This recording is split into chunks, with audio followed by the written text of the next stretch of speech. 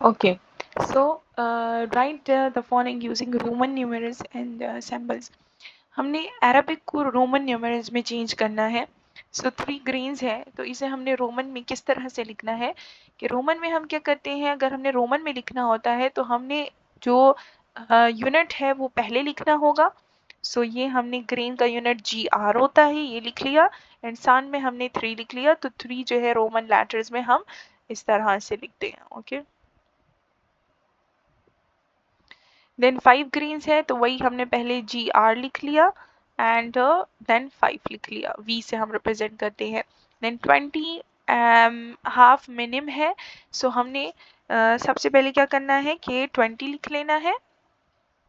Okay, तो ये X and X और साथ में मिनिम हाफ, हाफ जो है ये हमने लिख लिया और इसके साथ स्टार्टिंग में हमने इसके साथ मिनिम डाल दिया, इसका यूनिट जो है अपना। और ये 20 हाफ, हाफ को हम डबल S और ऊपर ये रिप्रेजेंट करते हैं। फिर है 5 ड्रैम्स। 5 ड्रैम्स को हमने किस तरह, ड्रैम्स का जो यूनिट है वो ड्रैम्स ही है, इसी तरह लिखना है।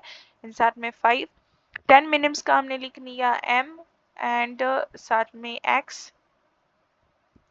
पेंट्स का हमने लिख लिया PT एंड साथ में 5।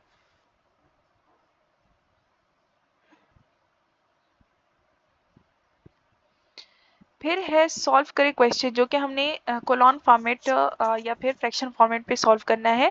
सो 8 क्वार्ट्स को हमने कन्वर्ट करना है गैलन्स में। तो सबसे पहले आपको इसकी जो इक्विवेलेंट वैल्यू है वो पता होनी चाहिए कि हमारे पास 8 क्वार्ट्स में कितने गैलन्स होंगे। तो हमारे पास आता है कि अगर 1 गैलन में हमारे पास 2 क्वार्ट्स आते हैं, यानी कि आपके पास आता है कि अगर हमारे पास 4 क्वार्ट्स में 2 गैलन, 1 गैलन आता है, 1 गैलन आता है, ये 4 क्वार्ट है। यहाँ पे सही से मैं राइट नहीं कर पा रही, सो आप ये मैं जो बोल रही हूँ उस पर गौर करें कि 4 क्वार्ट में अगर 1 गैलन आता है, देन हमारे पास 8 क्वार्ट्स में कितने गैलन आएंगे, यानी कि 8 क्वार्ट्स में फिर हमारे पास कितने गैलन आएंगे। सो ये हमारा क्वेश्चन है। एक्स की वैल्यू हमने फाइंड करनी है, हमने वही क्रॉस मल्टीप्लिकेशन करने है, 8 और 1 हो जाएंगे, 8 एंड 1 को मल्टीप्लाई कर देना है तो हमारे पास 8 ही आएगा। एंड डिवाइड कर देना है हमने बोथ साइड को बाय 4 से। सो 4 जो इसके अंडर आ जाएगा एंड हमारे पास आ जाएगा 4 1 जा 4 एंड 4 2 जा 8। तो हमारे पास आ जाएगा आंसर है 2 गैलन्स के 8 क्वार्ट्स में हमारे पास 2 गैलन्स होते हैं। अगर 4 क्वार्ट में 1 गैलन आता है तो हम डिवाइड कर देंगे, यानी कि 4 और 4, तो हमारे पास 2 गैलन्स हो गए। देन आता है कि 4 ड्रैम्स में हमारे पास कितने आउंसेस होते हैं। सो 4 ड्रैम्स में हमारे पास कितने आउंसेस होंगे, अगर हमारे पास 4 ड्रैम जो है इसमें कितने आउंसेस हो सकते हैं। सो अगर इसका एक आसान तरीका है कि आप वो चार्ट याद रखें, तब आपको पता चल जाएगा कि 4 ड्रैम्स में हाफ आउंस होता है। बिकॉज 4 ड्रैम्स में हमारे पास 30 ml पूरे नहीं आते हैं, 15 ml आता है, क्योंकि हमारे पास 1 आउंस जो है, 1 आउंस में हमारे पास 30 ml होते हैं। ओके, 1 आउंस में हमारे पास 30 ml होते हैं। एंड 1 ड्राम में हमारे पास 4 ml होता है। 1 ड्राम जो है ये इक्वल होता है 4 ml की। ओके, 1 ड्राम में हमारे पास 4 ml होते हैं। देन हमारे पास 4 ड्राम्स में कितने mls होंगे। सो इक्विवेलेंट वैल्यूज अगर हमने फाइंड करनी कि अगर हमारे पास 1 ड्राम में 4 mls हैं, देन हमारे पास, ओके मिनट, इक्विवेलेंट वैल्यू अगर हम देख लें कि हमारे पास 1 ड्राम जो है इसमें हमारे पास 4 ml है, देन हमारे पास कितने 4 ड्राम्स में कितने ml होंगे, 4 ड्राम्स में कितने ml होंगे, x की वैल्यू फाइंड करनी है। सो ये क्रॉस मल्टीप्लिकेशन हो जाएगा। सो क्रॉस मल्टीप्लिकेशन से हमारे पास क्या आ जाता है कि 4 4 हो जाएगा and A 1 drum and x, तो x से 1 से मल्टीप्लाई करके x ही आता है, 4 4 से हमारे पास आ जाएगा 16। सो अगर हमारे पास 16 ml आ जाता है तो क्या 16 ml 1 आउंस के बराबर हो सकता है? नहीं, 1 आउंस में तो 30 ml होते हैं, तो ये तकरीबन हाफ हो गया है इसका, तो हम लिखेंगे हाफ आउंस। 1 वैल्यू से कुछ नहीं होता है ज़्यादा, तो हाफ आउंस होता है इसमें 1/2। देन आया टेबल स्पून। 2 टेबल स्पून में हमारे पास कितने आउंसेस होते हैं? सो 2 टेबल स्पून में कितने आउंस होंगे? अगर हमारे पास है कि 1 आउंस में 30 ml होती हैं, तो अगर बिल्कुल आसान तरीका आपको चाहिए तो आपने वो चार्ट याद रख लेना है, तो उसमें आ जाएगा कि 2 टेबल स्पून जो होते हैं वो 1 आउंस की इक्वल होता है। बिकॉज 1 टेबल स्पून जो है, 1 टेबल स्पून इसमें हमारे पास होते हैं 15 ml। 1 टेबल स्पून में हमारे पास 15 ml होते हैं, तो मतलब 2 टेबल स्पून में हमारे पास 30 ml हो गए। ओके, 2 टेबल स्पून में हमारे पास फिर 30 ml हो गए। ओके, तो आउंस में, 1 आउंस में भी हमारे पास 30 ml होते हैं, सो हमारे पास आ जाएगा कि 2 टेबल स्पून में 1 आउंस होता है, 30 ml के बराबर। देन है ग्रेन, 30 ग्रेन्स यहाँ पे दिया गया है XXX। 30 ग्रेन्स में हमारे पास, ये 30 है, सो 30 ग्रेन्स में हमारे पास कितने ग्राम्स होते हैं? सो ये वैल्यू अब आपने याद रखनी है, 30 ग्राम में कितने ग्राम्स होते हैं। हमारे पास 1 ग्राम जो होता है, 1 ग्राम में हमारे पास 1 ग्राम अगर हम ले लें, सो 1 ग्राम जो है ये इक्वल होता है 15 ग्राम्स के, ग्रेन्स के, 15 ग्रेन्स के इक्वल होता है। ओके, ग्रेन का मैं यूनिट डाल देती हूँ GR, बिकॉज थोड़ा सेम सेम है। सो 15 ग्रेन्स होते हैं, तो 30 ग्रेन में कितने होंगे? तो अगर 1 ग्राम में 15 ग्रेन है, सो 30 में कितने होंगे? अगर 1 ग्रेन में हमारे पास 15 ग्राम है,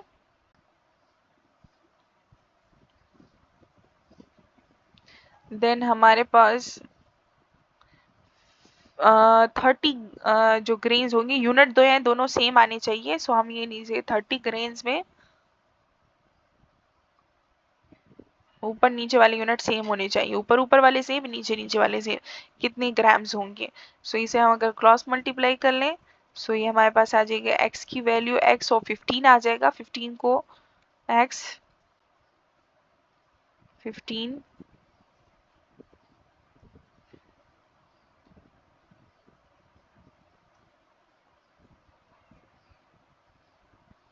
ऐसा आ जाएगा 15x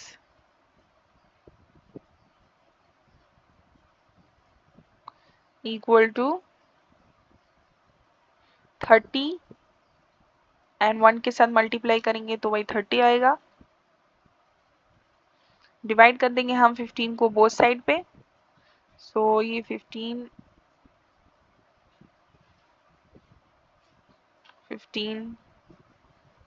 सो ये क्रॉस हो गया, कट गया है दोनों, एंड x की वैल्यू 15 1 जा 15 एंड 15 2 जा 30।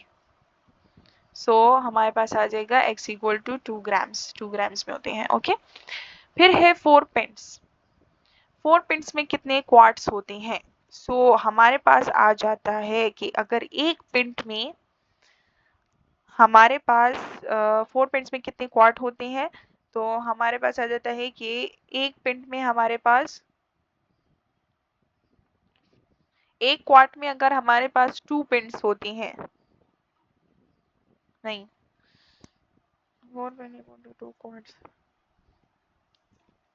ओके, 4 पिंट्स में कितने क्वार्ट होते हैं? तो हमें पता होना चाहिए कि अगर हमारे पास एक क्वार्ट जो है, ये हमारे पास गिवन वैल्यू जो है कि एक क्वार्ट में हमारे पास 2 पिंट्स होते हैं, तो फिर हमारे पास 4 पिंट्स कितने क्वार्ट्स में आ गए? 4 पिंट्स में 4 है, कितने क्वार्ट्स हो गए? तो ये क्रॉस मल्टीप्लाई हो जाएगा, वही सेम प्रोसेस है, 2x होगा 4, तो x एंड 2 को 4 पे डिवाइड, 4 को 2 पे डिवाइड कर देंगे, हमारे पास 4 एंड 2 जो है इसे हम बोथ साइड पे डिवाइड कर देंगे, फिर यहाँ पे आ जाएगा इंटू 1 जा 2, 2 2 जा 4, सो ये हो जाएगा हमारे पास 2 क्वार्ट्स। ओके, यहाँ पे 2x था तो हमने 2 को बोथ साइड पे डिवाइड कर दिया। ओके, तो ये कट जाएगा एंड 2 आ जाता है। Okay, 2 quartz.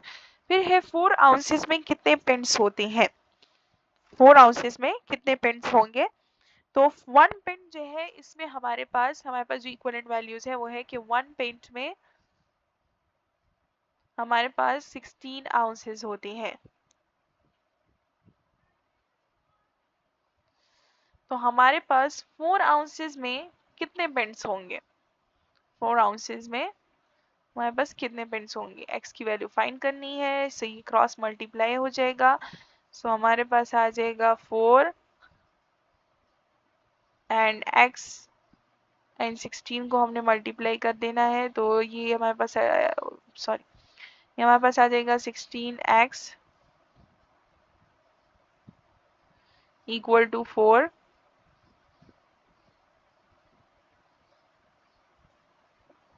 सिक्सटीन को हमने बोथ साइड पे डिवाइड कर देना है। सो 16 एंड 16, तो ये क्रॉस हो जाएगा आपस में। x इक्वल टू 4 1 जा 4 एंड 4 4 जा 16, 1 जा 4 4 तो ये हमारे पास आ जाएगा 1/4। तो 4 आउंसेस में हमारे पास 1/4 पिंट्स होते हैं। देन है कि 15 ग्रेन्स में हम 15 ग्राम्स में हमारे पास कितने ड्राम्स होते हैं। दिस इज अ थोड़ा कॉम्प्लिकेटेड क्वेश्चन। सो ये हम ऊपर वाला जो है रिमूव कर देते हैं सारा, ताकि ग्राम्स में कितने ड्राम्स होते हैं। सो सबसे पहले तो हमें पता होना चाहिए, हमने ये ग्राम्स जो है डिफरेंट यूनिट है, मैट्रिक सिस्टम है, ग्राम्स जो है अदर एपोथेसेरी सिस्टम है। So different unit different systems में हमने कन्वर्ट करना है। सो पहले हमने ग्राम्स को ग्रेन्स में कन्वर्ट करना है। सेम सिस्टम में हम कन्वर्ट करेंगे, देन हम फिर आसानी से कन्वर्ट कर सकते हैं। इसे हमने सेम इसके सिस्टम में कन्वर्ट कर देना है। तो 15 ग्राम्स को पहले हमने ग्रेन्स में कन्वर्ट करना है। सो 15 ग्राम्स जो है, 15 ग्राम्स में अब हमारे पास आता है कि 1 जो ग्राम होता है, 1 ग्रेन जो होता है, ग्रेन का मैं यूनिट डालूंगी साथ में, पूरा लिख नहीं सकती। सो 1 ग्रेन जो है ये इक्वल होता है हमारे पास 60 मिलीग्राम के, होता है 60 मिलीग्राम की। ये आपने याद रखना है ये यूनिट, ओके, बहुत ज्यादा इंपॉर्टेंट है। 1 ग्रेन में 60 मिलीग्राम्स होते हैं। सो हमारे पास 15 ग्राम्स जो है, इसे अगर हमने कन्वर्ट कर दें तो ये इक्वल होता है 15,000 ग्राम्स के, मिलीग्राम्स की, सॉरी, ओके, ये 15,000 मिलीग्राम आ जाते, ओके। ये आपने पहले से कन्वर्ट कर देना है, ओके। क्योंकि ग्राम्स है, मिलीग्राम में कन्वर्ट करने के लिए हमने पॉइंट को जो है 3 टाइम्स मूव करना है राइट साइड पे, ओके। फिर है 1 grain equal to 60 milligram, okay. ये मैं आपको फिर से बता देती हूँ, समझा देती हूँ अगर आपसे भूल गया है कि ग्राम्स को मिलीग्राम में कैसे कन्वर्ट करना है। मिलीग्राम जो है थर्ड पे आता है, तो हमने यहाँ पे अगर पॉइंट है तो हमने इसे 3 टाइम्स मूव करना है, तो ये 15,000 मिलीग्राम बन जाएगा। सो अगर 1 ग्रेन में 60 मिलीग्राम है तो फिर 15,000 मिलीग्राम में कितनी ग्रेन्स होंगे, ये हमने फाइंड करना है। सो पहले इसमें हमारे पास 2 क्वेश्चंस हैं, ओके। 15 मिलीग्राम में हमारे पास कितने ग्रेन्स होंगे। सो ये क्रॉस मल्टीप्लाई हो जाएगा। क्रॉस मल्टीप्लीकेशन के बाद हमारे पास आ जाएगा नेक्स्ट कि 60 मिलीग्राम x इक्वल टू 15,000। ये मैं बिल्कुल आपको स्टेप वाइज करवा रही हूँ, ताकि अगर आपको कम से कम प्रॉब्लम फेस करनी पड़े। सो 60 को हमने बोथ साइड पे डिवाइड कर दिया, तो ओके 60 ये क्रॉस हो गया एंड 6 0 0 कट गया। तो 6 1 जा 6, 6 2 जा 12, 6 2 जा 12 हो गया, ओके। 3 यहाँ पे आ गया, सो 6 5 जा 30 एंड 0 रह गया, तो 250। 60 को 15,000 को हम 60 पे डिवाइड करें 250 आता है आंसर। सो 250 ग्रेन्स हो गए हमारे पास। अगर 1 ग्रेन में 60 मिलीग्राम है, सो हमारे पास 15,000 मिलीग्राम में 250 ग्रेन्स हो गए, ओके। ये हमारे पास ग्रेन्स में आ गया, हमने ग्रेन्स फाइंड कर दिए। ये हमारे पास एक आंसर आ गया, फर्स्ट आंसर। ओके, हमारा फर्स्ट आंसर हो गया। फिर 250 ग्रेन आ गए। अब ये सेम सिस्टम में हो गए। ड्रैम एंड ग्रेन जो है दोनों एपोथेसेरी सिस्टम से बिलोंग करते हैं। अब हम इसे आसानी से कन्वर्ट कर सकते हैं। अब हमने देखना है कि 250 ग्रेन जो है, अगर हमारे पास 250 ग्रेन, सॉरी, अगर अब हमने फिर से इक्विवेलेंट वैल्यूज देखनी है। सो इक्विवेलेंट वैल्यूज हमारे पास कहाँ से आएगी कि ड्रैम्स है, तो हमारे पास आ जाता है कि हमें मालूम है थ्रू चार्ट कि 1 ड्रैम जो है ये इक्वल होता है हाउ मेनी ग्रेन्स के, 60 ग्रेन्स के, 60 ग्रेन्स की इक्वल होता है। ओके, एक ड्रैम में हमारे पास 60 ग्रेन्स होते हैं। तो हमारे पास 250 ग्रेन में, अब हमें पता चल गया कि 15 ग्राम्स में हमारे पास 250 ग्रेन होते हैं। ये 15 ग्राम जो है 250 ग्रेन के इक्वल है।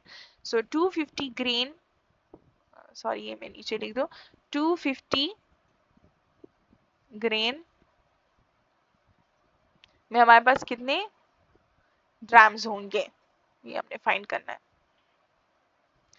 सो ये आप उल्टा भी लिख सकते हैं कि 60 बाई 1 ड्रैम, 60 ग्रेन में 1 ड्रैम होता है, तो 250 ग्रेन में कितने ड्रैम होंगे। तो हमने क्रॉस मल्टीप्लाई किया, यहाँ पे हम आंसर लिखेंगे 250, ये हो गया 60x इक्वल टू 250 मल्टीप्लाई 1, तो 250 आ जाता है, और ये 250 डिवाइड कर देंगे हम 60 को बोथ साइड पे।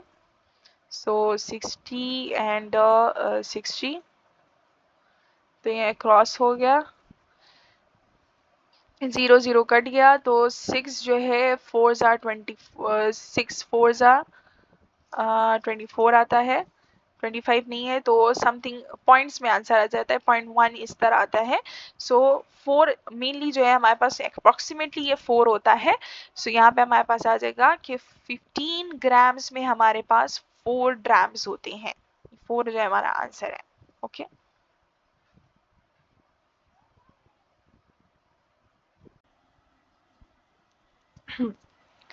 ओके, सो नेक्स्ट क्वेश्चन जो है वो है 12 ऑन्सेस। 12 ऑन्सेस में हमारे पास कितने टी कप्स होते हैं। तो अगर आपको पिछला वाला चार्ट याद है, एपोथेसेरी हाउस होल्ड जो मैट्रिक सिस्टम के हमने चार्ट्स पढ़े थे, जो कि मैं आपको बहुत ज़्यादा बार बार कह रही हूँ, हर वीडियो में मैं कह रही हूँ कि वो वाले चार्ट्स याद रखना बहुत ज़्यादा ज़रूरी है। आपका आधा पेपर जो है वो उसी चार्ट से आने वाला है। जब तक कि आपको वो रटे हुए ना हो, आपको बिल्कुल कम्प्लीटली वो याद ना हो, उसे कन्वर्ट किस तरह करना है एक दूसरे में, कभी भी पेपर अटैम्प्ट नहीं कर सकते। So next question is 12 ounces में कितने टी कप्स होते हैं। तो अगर आपको वाला चार्ट याद है तो आपको याद होगा कि उसमें था कि 1 टी कप में हमारे पास कितने ऑन्सेस होते हैं। पहले तो हमने ये देखना है कि 1 टी कप में, 1 टी कप में हमारे पास, यहाँ पे टी कप में लिख देती हूँ। ओके, सो 1 टी कप में हमारे पास कितने ऑन्सेस होते हैं। सो 1 टी कप में हमारे पास होते हैं 6 ऑन्सेस। ओके, देन हमारे पास फिर 12 ऑन्सेस में कितने टी कप्स आएंगे। सो अगर आप ये डायरेक्ट कर सकते हैं तो पेपर में इतना टाइम अगर ना हो कि आप ये सॉल्व कर सके, सो आप ये डायरेक्ट कर सकते हैं कि अगर हमारे पास 6 टी कप, 1 टी कप में हमारे पास 6 ऑन्सेस है, तो ऑब्वियसली जब 6 को हम डबल कर लेंगे तो 12 बन जाता है। तो मतलब कि हमारे पास 12 ऑन्सेस में 2 टी कप्स होंगे। लेकिन अगर आप रेशो प्रोपोर्शन मेथड यूज़ करना चाहते हैं या फिर क्रॉस मेथड यूज़ करना चाहते हैं, तो उसमें आप इस तरह यूज़ कर सकते हैं। इसे हमने क्रॉस मल्टीप्लाई कर लेना है, एक्स की वैल्यू फाइंड करनी है। सो ये हमारे पास हो जाएगा 6x, एंड यहाँ पे आ जाएगा 12 को हमने 1 से मल्टीप्लाई किया तो हमारे पास 12 ही आ जाएगा। ये हमारे पास 12 आ गया। 6 को हमने बोथ साइड पे डिवाइड कर देना है, देन 6 को अगर जब हम बोथ साइड पे डिवाइड कर देंगे सो ये क्रॉस हो गया, एंड x की वैल्यू जो हमारे पास आ गई 6 1 ज़ा 6 एंड 6 2 ज़ा 12। सो x की वैल्यू 2 आ गई, यानी कि हमारे पास 12 ऑन्सेस में 2 टी कप जो है वो मौजूद है। ओके, देन नेक्स्ट क्वेश्चन है 3 glasses is equal to how many ounces. 3 glasses में हमारे पास कितने ओंसेस होते हैं। सो अगर आपको चार्ट याद है तो हमारे पास आता है कि 1 ग्लास जो होता है, 1 ग्लास में हमारे पास होते हैं 8 ओंसेस। ओके, ये आपने हमेशा याद रखना है। 8 ग्लास में हमारे पास 8 ओंसेस होते हैं। ओंसेस को हम रिप्रेजेंट करते हैं OZ से। आपने हमेशा इसकी जो यूनिट्स है रिप्रेजेंटेशन की, ये भी कभी भी नहीं भूले हैं, चार्ट में मौजूद है। आपने प्रेजेंटेशन यूनिट्स इसके साथ ज़रूर डालने हैं आंसर लिखते वक्त, क्योंकि ऑप्शन में हो सकता है कि आपको सारे आंसर जो है वो करेक्ट दिए गए हों, आंसर करेक्ट हो, लेकिन उसके यूनिट में फ़र्क हो सकता है, तो आपने यूनिट भी याद रखना है। ओके, देन अगर एक ग्लास में हमारे पास 8 ओंसेस होते हैं तो 3 ग्लासेस में हमारे पास कितने ओंसेस होंगे, देन हमें ये फाइंड करना है। सो हमने क्रॉस मल्टीप्लाई कर लिया। सो यहाँ पे आ जाता है हमारे पास x एंड 8 को 3 के साथ हम मल्टीप्लाई करेंगे। सो 8 3 सा हमारे पास आ जाएगा, 3 8 सा आता है 24। सो 24 ओंसेस जो है 3 ग्लासेस में होते हैं, ये हमारा आंसर है। OZ हम इसके साथ डाल देंगे ounces. Okay, then 6 tablespoon is equal to how many ounces. 6 tablespoon में हमारे पास कितने ओंसेस होते हैं।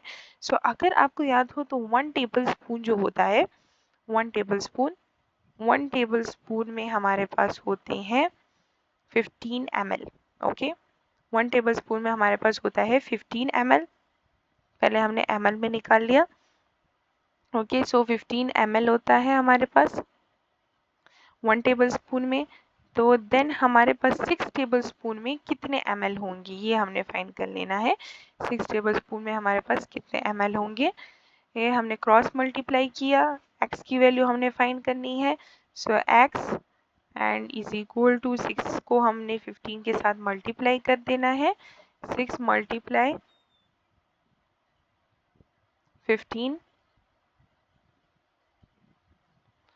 देन हमारे पास जो आंसर आएगा 650 सा क्या आता है, 6 5 सा 30 एंड 6 1 सा 6 7 8 9, तो हमारे पास आ जाता है 90 ओंसेस आ जाते हैं। तो 96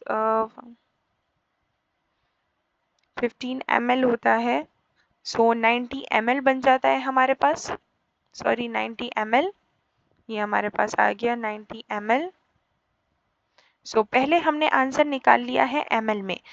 अब हमने देखना है कि अगर एक ओंस में हमारे पास, ये हमारे पास 90 ml आ गया है, देन इसका जो सेकंड पोर्शन है अब हम वो करेंगे कि अगर 90 ml आ गया अब हमने इसे ओंसेस में कन्वर्ट करना है।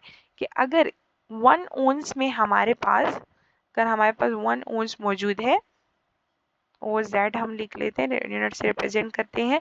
1 ओंस में हमारे पास, अगर आपको चार्ट से याद हो तो 1 ओंस में हमारे पास 30 ml होते हैं। ओके, 30 ml होता है। देन हमारे पास 90 ml में कितने ओंसेस होंगे, अब हमने ये फाइंड करना है। ओके, 90 ml में हमारे पास हाउ मेनी ओंसेस आर प्रेजेंट। सो हमने क्रॉस मल्टीप्लाई कर लिया, x की वैल्यू हम निकाल लेंगे, तो x की वैल्यू यहाँ पे आ जाएगी 90 एंड 30 जो है इस पे डिवाइड होगा, तो 90 एंड 30 जो है इसके साथ आ जाता है x के साथ, तो 30 को तो हम बोथ साइड पे डिवाइड कर लेंगे। ओके, तो 30 को हमने बोथ साइड पे डिवाइड कर देना है। ये 30 क्रॉस हो गया, x की वैल्यू हमारे पास 0 एंड 0 भी क्रॉस हो गया। देन 3 1 ज़ा 3 एंड 3 3 ज़ा 9। सो ये हमारे पास आ गया 30 ओंसेस, यानी कि हमारे पास 6 टेबल स्पून में 3 ओंसेस प्रेजेंट होते हैं। जैसे कि अगर इसे डायरेक्ट करना चाहे, अगर आपको चार्ट बहुत ज़्यादा पक्का याद होगा, देन आप ये डायरेक्ट चुटकियों में सॉल्व कर सकते हैं कि अगर हमारे पास 1 टेबल स्पून में 15 ml प्रेजेंट होते हैं, देन आपने कैलकुलेट कर लिया कि 6 टेबल स्पून में 90 ml प्रेजेंट है। तो अगर 1 ओंस में 30 ml प्रेजेंट है, देन 90 को अगर आप 30-30 करें तो 3 हिस्से बनते हैं, तो हमारे पास 3 ओंसेस आ जाता है आंसर। देन यहाँ से अब हम ये रिमूव कर लेते हैं क्योंकि हमने नेक्स्ट क्वेश्चन सॉल्व करना है। सो ये हमने यहाँ से रिमूव कर दिया। ओके, देन नेक्स्ट की तरफ बढ़ते हैं। ओके, अब है कि 2 टीस्पून में हमारे पास कितने ड्रॉप्स प्रेजेंट होते हैं। तो अगर आपको चार्ट से याद हो तो 1 टीस्पून जो होता है, मैं फुल नहीं लिख रही, इसके लिए TSP हम लिखते हैं। 1 टीस्पून में अगर हमारे पास 60 ड्रॉप प्रेजेंट होते हैं, देन हमारे पास 2 टीस्पून में कितने ड्रॉप्स प्रेजेंट होंगे। सो x की वैल्यू हमने फाइंड करनी है, हमने क्रॉस मल्टीप्लाई कर लिया तो x आ जाएगा हमारे पास यहाँ पे इक्वल टू 60 को हमने मल्टीप्लाई करना है 2 के साथ। सो अगर 60 को हम 2 के साथ मल्टीप्लाई कर लेते हैं तो हमारे पास आ जाता है 120। सो हमारे पास प्रेजेंट होंगे 120 ड्रॉप्स एंड ड्रॉप्स को हम रिप्रेजेंट करते हैं GTT। ओके, देन 3 टेबलस्पून्स में कितने टीस्पून प्रेजेंट होते हैं। अगर हमारे चार्ट से याद हो तो 1 टेबलस्पून जो होता है उसमें 3 टीस्पून होते हैं। आप इसे डायरेक्ट भी कर सकते हैं। अगर 1 टेबलस्पून में 3 टीस्पून है देन 3 टेबलस्पून में कितने होंगे। तो अगर हम 3 को 3 दफ़ा करेंगे देन हमारे पास आ जाता है 9। सो इसका आंसर 9 टीस्पून आता है। लेकिन अगर हम फुली सॉल्व करें देन 1 टेबलस्पून जो होता है TBSP, टेबल स्पून के लिए TBSP हम लिखते हैं। 1 टेबल स्पून में अगर हमारे पास 3 टीस्पून है देन हमारे पास 3 टेबल स्पून में